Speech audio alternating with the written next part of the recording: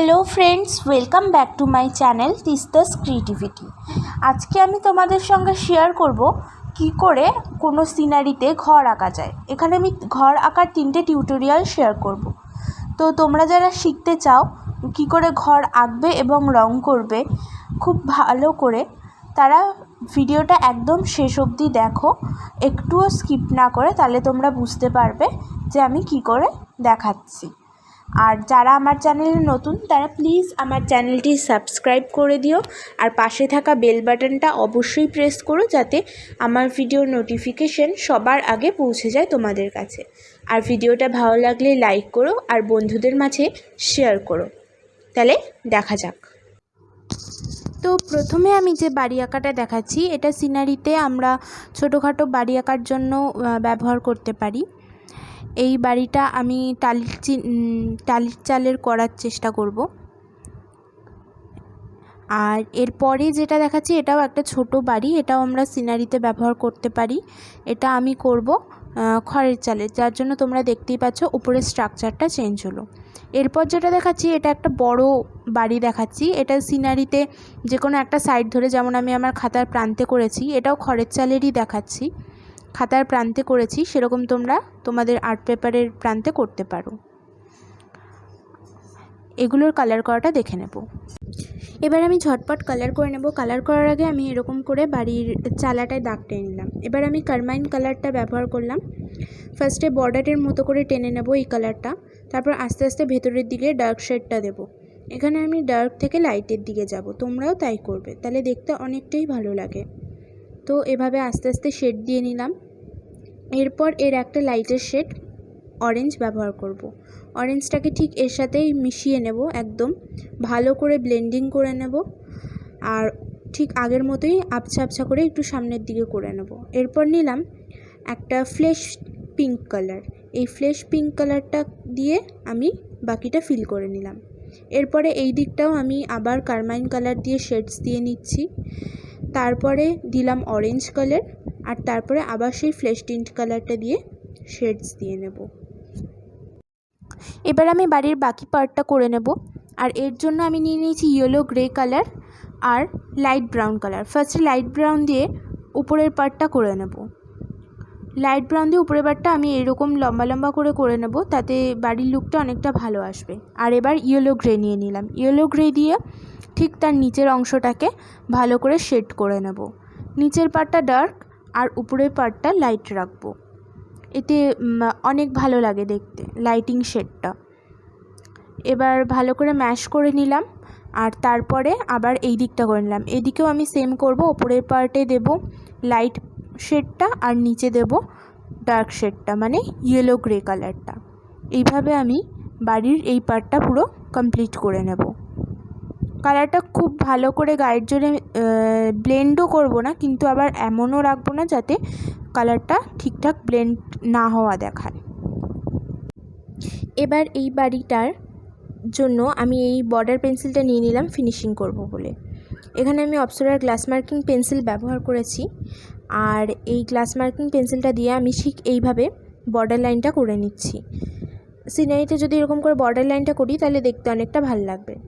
এবার আমি ওই যে পেন্সিলের দাগগুলো কেটেছিলাম তার ওপর দিয়ে এটা করে নিলাম, আর ঠিক এইভাবে টালির মতো করে এঁকে নেব। যেহেতু আমি শুরুতেই বলেছিলাম এটা টালির বাড়ি করছি, ওই জন্য কালারটাও এরকম দিয়েছি ওপরের।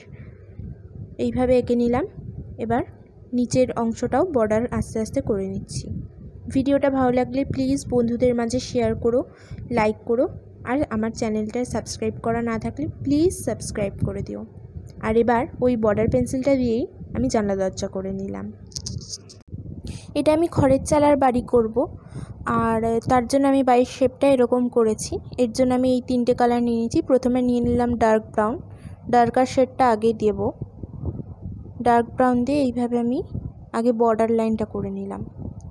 এরপর আমি এইটাকে ঠিক এইভাবে যেমন খড়ের গোছা হয় সেরকম করে রঙটাকে ঠিক করব। এইভাবে আমি ডার্ক ব্রাউনটাকে করে নিলাম। এরপর আমি নিয়ে নিলাম লাইট ব্রাউন কালারটা। লাইট ব্রাউনটা দিয়েই ঠিক ওই ডার্ক ব্রাউনের ওপর দিয়েই যেভাবে ডার্ক ব্রাউন কালারটা করেছিলাম ওইভাবেই আমি শেডসটা দিয়ে নেব। এখানে রঙটা একেবারে খুব প্রেস করে ব্লেন্ড করব না। এরপর নিয়ে নিলাম ইয়েলো আকার। ইয়েলো আকার দিয়েও আমি ঠিক ওইভাবেই বাকি অংশটা করে নিলাম। ডার্ক থেকে লাইটে এলাম, ঠিক এইভাবে বাকি অংশটা করে নিলাম। এখানে খুব প্রেস করে ব্লেন্ড করব না, তাহলে এই যে ন্যাচারাল লুক সেটা নষ্ট হয়ে যাবে। এবারে বাড়ির বাকি পার্টটা করে নেওয়ার জন্য আমি এখানে গ্রে কালার নিলাম। গ্রে কালার দিয়ে ঠিক ওইভাবেই আমি কালারটা করে নেব বাড়ির বাকি পার্টটায়। এখানে আমি গ্রে কালার নিলাম কারণ উপরে আমি খড়ের ছাউনির জন্য ওই ইয়েলো আকারের শেডসটা ব্যবহার করেছি, তাই এখানে আলাদা শেডস দেবো বলে আমি গ্রে কালার নিলাম। এইভাবে গ্রে কালার দিয়ে আমি পুরোটা ফিল করে নিলাম।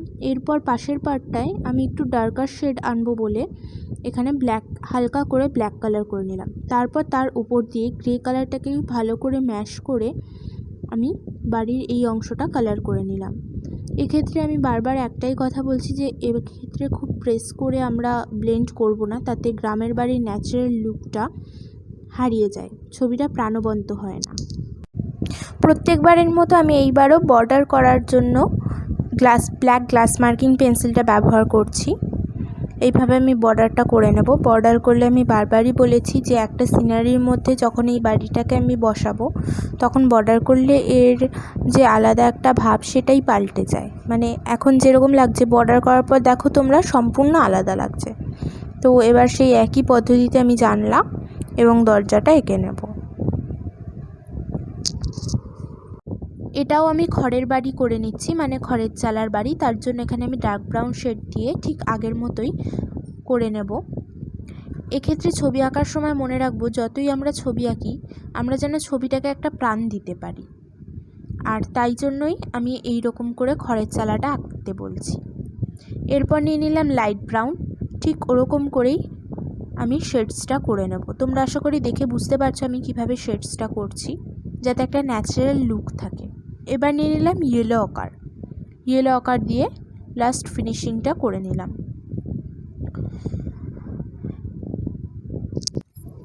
তো এরপর বাড়ির নিচের পার্টটা আমি করে নেব।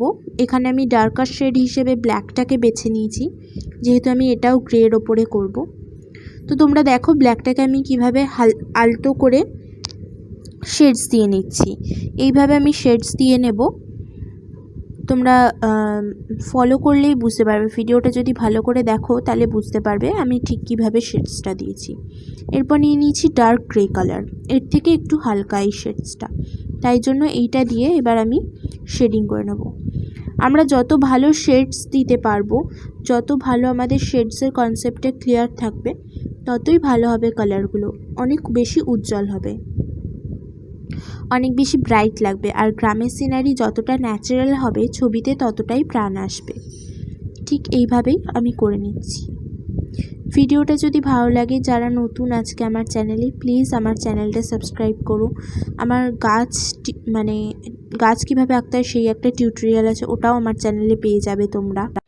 তো এবার বাড়ির দাওয়াটা করার জন্য আমি আবার এখানে ডার্কার শেড হিসেবে ব্ল্যাকটাকে নিলাম, আর ঠিক এইভাবে ব্ল্যাক দিয়ে শেডস দিয়ে নিচ্ছি।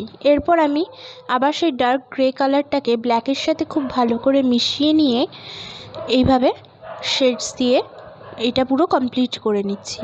এভাবে শেডস দিয়ে করলে ছবিগুলো অত্যন্ত ভালো লাগে, মানে একটা প্রাণ আসে ছবিতে।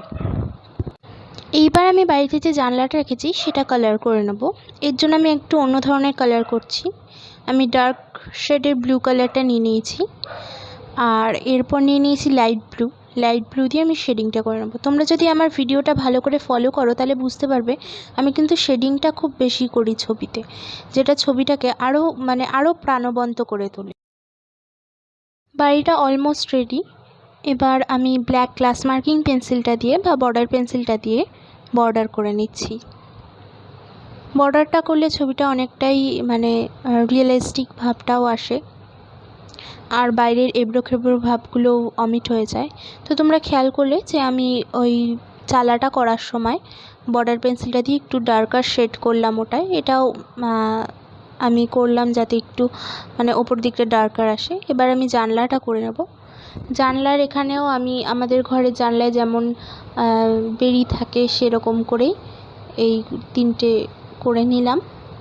এরপর আমি ডার্ক ব্রাউনটা দিয়ে বাড়ির বাইরের দিকের এই চালার অংশটা করে নিলাম। আজকের ভিডিওটা ভালো লাগলে আমার চ্যানেলটি প্লিজ লাইক শেয়ার সাবস্ক্রাইব করে আমার পাশে থেকো, আর কমেন্ট বক্সে জানাতে ভুলো না কিন্তু ভিডিওটা কেমন লাগলো। টাটা।